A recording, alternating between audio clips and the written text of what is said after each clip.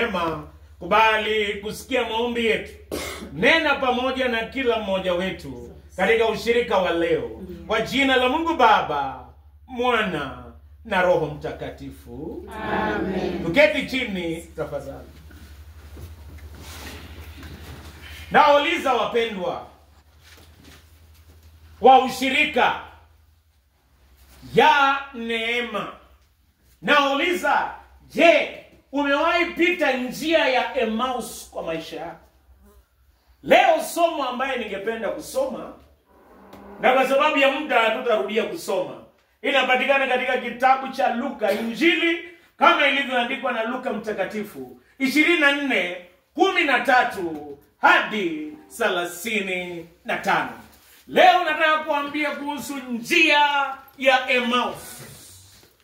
Kulikuwa na wanafunzi wawili walikuwa wakitembea katika njia ya Emmaus. Ni kilomita 7 kutoka Yerusalemu. Mmoja alikuwa akiitwa Cleophas, wa pili hajatajwa jina.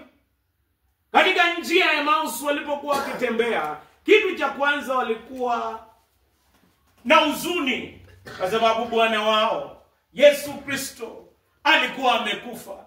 Kitu cha pili walikuwa wamechanganyikiwa. Walikuwa wamesikia habari ya kwamba Yesu alikuwa ameibiwa kutoka kaburini na hawajui wameweka wapi mwili wake. Kitu cha pili walikuwa wamesikia ni kama amefufuka, lakini hawajathibitisha.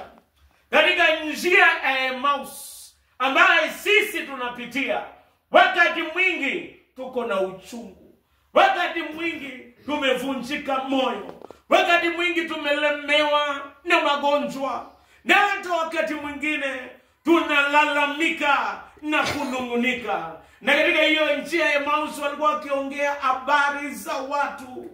Wakati mwingi katika njia ya Emmaus Wakristo wanakuwa wamevunjika moyo. Kajabaitnane, mambo imetereza.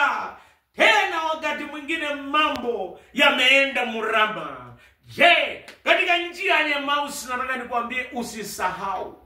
Wakati mwingi tunapitia njia ya Emmaus kama mama, ni rahisi kulalamika, ni rahisi kusumbuka, ni rahisi kukosa amani, na hata wakati mwingine kuvunjika moyo. Leo nakwambia kama uko katika hiyo njia ya Emmaus, wakati mwingi si mtu mmoja anatembea, kila mtu anatembeanga kwa wakati wake. Ukiwa katika njia ya Emmaus usisahau mambo fulani. Jambo la kwanza, usisahau ya kwamba Yesu anataka kutembea na wewe. Walipokuwa wakiambiana story, sijui watu wagani ndio wanapendanga mshene, wa mama ama wazee? Wote atibote. Wote siku hizi wote. Lakini watu wakiwa njia ya Emmaus wakati mwingine mshene inakuanga, wakati mwingine kulalamika, kimunye, watu wanalalamika, wakati mwingine wanatoa stories za kwao. Lakini ukiwa katika njia ya Emmaus, njia ya Emmaus usisahau kwanza Yesu anataka kutembea na wewe. Yesu alitembea na hao, lakini hawakujua ni Yesu. Hata wakati unalalamika, wakati unasumbuka, saa zingine unasahau kuna yule anatembea na wewe. Na jina lake ni nani? Ni Yesu Kristo. Tena nyinyi ni kijiji ya neema. Hata mambo yakiwa magumu, hata kijabaitnane, usisahau ya kwamba meje Yesu weshetagini anataka kutembea na wewe. Mwimbaji mmoja aliimba kutembea na Yesu mimi napenda. Lakini wakati mwingine hatutambui anatembea na sisi. Wakati unalalamika, unasahau ya kwamba nyuma yako iko Yesu. Wakati unatoa gnende, unasahau. Gnende ni maneno, kwa wale hawaelewi hiyo lugha. Ni maneno. Wakati unatoa maneno, usisahau Yesu yuko na anataka kutembea na wewe. Kitu cha pili ambayo usisahau ni ya kwamba Yesu anataka kusikia. Anataka uongee naye. Akauliza, ni habari gani inawasumbua? Wakamwambia, kwani wewe ndio mgeni Yerusalemu? Wakati mwingine katika njia ya Emmaus, Yesu anataka tuongee naye. Umwambie mambo ambayo yanatusumbua. Wakati mwingi stress inaua watu kwa sababu wanakosa kuambia Yesu. Mambo ukibeba kwa kifua, wakati mwingi inakuletea stress. Ambia Yesu. Hata kama huwezi ambia mtu, ambia Yesu kwa maombi. Na ukiambia Yesu kwa maombi, Yesu atakusaidia. Niliwaambia siku ile kulikuwa na mtu mmoja aliua watoto wake wawili. Na mwishowe akajiua. Na akaua mtoto mwingine mwenye alikuwa hapa, hakutaka wateseke. Na hiyo maneno angeambia Yesu, angempa jibu. Wakati mwingi tunabeba mambo mingi kwa roho yetu na kusumbuka, lakini kumbe suluhisho ni rahisi. Yesu tu hataki kutembea na sisi. Kitu cha pili, anataka tumwambie. Mwojino yeye, mwambie yeye. Hata kama ni mbaya namna gani, ambia Yesu. Hawezi kukusengenya, hawezi kukuambia maneno mabaya, hawezi kujibu kwa ukali. Unajua iko watu wengine ukiwaambia maneno, wakati mwingine wewe unasema nini, hii maneno ni ya watoto hii. Wakati mwingi binadamu haelewi, lakini Yesu anaelewa. Sijui watu wagani wakitaka kuambia maneno wasema wachana na hiyo ngateto. Hiyo hii sasa unasema nini? Na ni kitu kimekusumbua.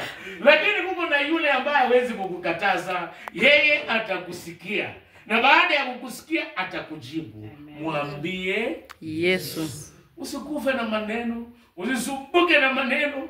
Na wengine maneno yanafanya wanaenda kapsoge. Yaani wanaenda kwa wakanga, lakini si hapa. Lakini ukienda kwa wakanga, wakati mwingine wanakulanga tu makuku peke yake, hata kushinda padri. Kula makuku na anakuachia shida yako. Unabakia naye ilivyokuwa mwanzo, ilivyo sasa, hata milele. Unapunguza tu ni makuku kwa heri yako na pesa. Lakini shida wanabakisha tu, utarudi naye kabisa. Ambia Yesu. Maana enda ambia mtu mwingine huko chini. Ambia Yesu. Kitu cha tatu, Yesu tu hataki kuongea na sisi peke yake. Kitu cha tatu, anataka kutufungulia neno la Mungu. Akawaelezea kutokea mwanzo, kutokea kwa Musa mpaka Zaburi na manabii. Akawaelezea neno la Mungu. Wakati tuko katika njia ya Emmaus, kumbuka kusikiliza neno la Mungu. Yeye anataka usikie neno la Mungu. Je, mnajua hapa hakuna mtu aliita mwingine akuje ushirika? Kwa sababu mlikuwa nini mlikuja hapa? Mlitaka Yesu Kristo awafunulie neno lake. Mimi tu ni chombo. Lakini vile anafunua kwa kila mtu ni tofauti. Na kila mtu alikuwa akienda njia yake ya Emmaus. Kama ingekuwa siku hizo wangesema njia ya Maasai. Oh mama anakumbuka. Ama njia ya kwenda kule Kormotuni. Ama njia ya kwenda Endebess. Ama njia ya kwenda Salama. Ama njia ya kwenda wapi. Yesu anataka kukufunulia neno lake. Ujue neno lake ni kweli. Neno lake lina matumaini. Neno lake linakwambia shida yako inawezekana. Hao walikuwa wakishangaa, huyu Yesu mbona alikufa? Matumaini yetu ilikufa kwake. Tena huyu Yesu tumesikia habari zake na hatujajua vizuri. Yesu akaonesha kutokea kwa maandiko, Musa na manabii na Zaburi ilisema Yesu atasulubiwa, lakini sio mwisho wa hadithi. Siku ya tatu Yesu atafufuka na atashinda kifo. Ukisikia neno la Mungu linakupa matumaini. Hata kama uko kwa njia ya Emmaus inakupa matumaini, inawezekana. Saa zingine njia ya Emmaus kwa wengine ni school fees. Na nakwambia Jumatatu inafika. Na saa zingine principal korom sana. Yaani mamejitise atake mchezo, nataka school fees ilipwe. Lakini habari njema ni ya kwamba Yesu anatufungulia neno lake. Na anakujulisha inawezekana katika jina la Yesu Kristo. Jambo lingine ambayo Yesu anataka tumkaribishe. Walipofika nyumbani, Yesu ni kama akataka kwenda. Baba akamwambia usiende, karibu kwangu. Wakati mwingine Yesu anataka tumkaribishe, lakini tunaacha aende. Tumwambie Yesu karibu. Kuna wimbo tunaimanga usini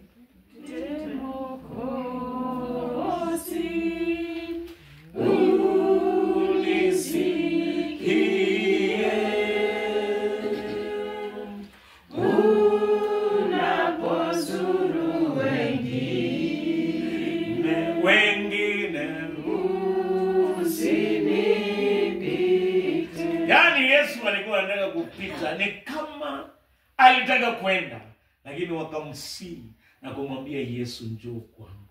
Nataka kuambia, mwambie Yesu karibu. Na ukimwambia Yesu karibu kwa ushirika, mwambie Yesu karibu, ninakutolea. Mwambie Yesu karibu, ninataka kukurudia. Yesu karibu. Na ukisema Yesu karibu, Yesu ataingia. Na baadaye Yesu kenye anataka katika njia ya Emmaus ni kuvunja mkate. Akavunja mkate, akawa na ushirika naye. Yesu anataka kuwa na ushirika nasi, anataka kuongea nasi. Hii ushirika, tunataka ushirika na Yesu. Mwisho Yesu akafungua macho yao, na wakatambua kumbe yule alikuwa anatembea na sisi, anaongea na sisi, kumbe ni Yesu Kristo. Na watu waliokuwa wakienda Emmaus ikabidi warudi Yerusalemu usiku na habari njema ya kwamba Yesu anaweza, amefufuka na ameponya. Nataka nikwambie, ukienda katika njia ya Emmaus na utembee na Yesu, uongee naye, ukubali ya kufungulie neno lako, agawe nawe mkate, na baadaye Yesu Kristo afungue macho yako, utarudi na furaha. Leo ingawa tumeanza kwa ushirika, tulikuja ni kama tunaenda Emmaus. Tukitoka hapa turudi na habari njema, tuwatangazie wengine ya kwamba Yesu anaponya, Yesu anabariki, na Yesu ametenda kwa mwingine na ametenda kwako. Naomba ya kwamba kama ulikuwa kwa hiyo njia ya Emmaus, niombe pamoja nawe. Na nikiomba pamoja nawe, Mungu atakutendea na utaondoka hapa na habari njema. Kama unahitaji niombe pamoja nawe, katika jina la Yesu Kristo simama, nitakuweka mbele za Bwana na tuombe.